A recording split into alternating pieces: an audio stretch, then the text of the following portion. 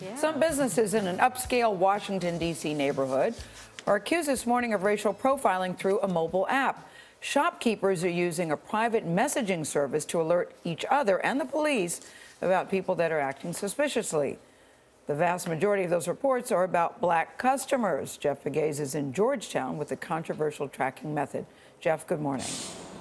Good morning. Some apps on mobile phones are part of the wave of the future when it comes to fighting crime, but one app in particular is being criticized for the type of information it's generating.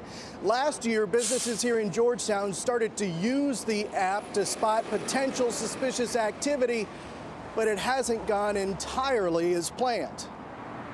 In trendy Georgetown, store owners will tell you shoplifting is part of the cost of doing business. Geisha Green works at the Sports Zone Elite. The type of people that is more like a shoplifter, they come here all the time, you know? They go to that same item. They get the feel of the store. In the last 60 days alone, police recorded more than 120 thefts in the heart of Georgetown. To counter crime, businesses are using an app called GroupMe. It works like a private chat room.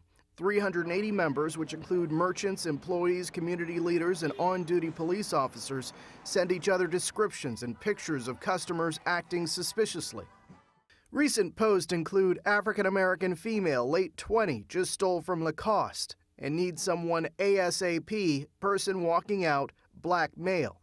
We were all pretty alarmed by it. Peter Murray, a reporter for the Georgetowner newspaper, was unsettled by what he saw. Just a glance at the app and you see racial bias immediately. Murray found that from March 1st to July 5th of this year, 330 people were identified in messages warning of suspicious or criminal activity. Of those, 72% were described as African Americans. Not only was there this jump to a conclusion that somebody has committed a crime because they're suspicious or because they're wearing a certain thing or they have a certain hairstyle, but also the people who are texting each other are sort of reveling in this game of following people around and saying who's suspicious. Any idea what percentage of those identified as African American are arrested? I would say a very small percentage, maybe less than 5%.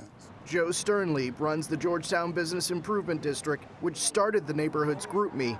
He pushes back at the notion that it's profiling. If somebody posts something that's inappropriate, the group actually, our staff, goes out, meets with the person, retrains them, makes sure that they're comfortable with the rules and can abide by them, and if they don't, we kick them off.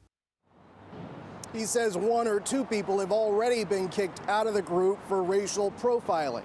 Originally, police here endorsed the use of the app, but yesterday when we asked, Metropolitan PD would not comment for this story. GroupMe wouldn't comment either. Nora? All right, Jeff, thanks. You know, the only good thing is that there's a bunch of people on that group and people are raising flags about how it's being used and some of the stereotypes that are being used. Yeah. I don't think I'm in favor of tracking black people and accusing them of shoplifting. Exactly.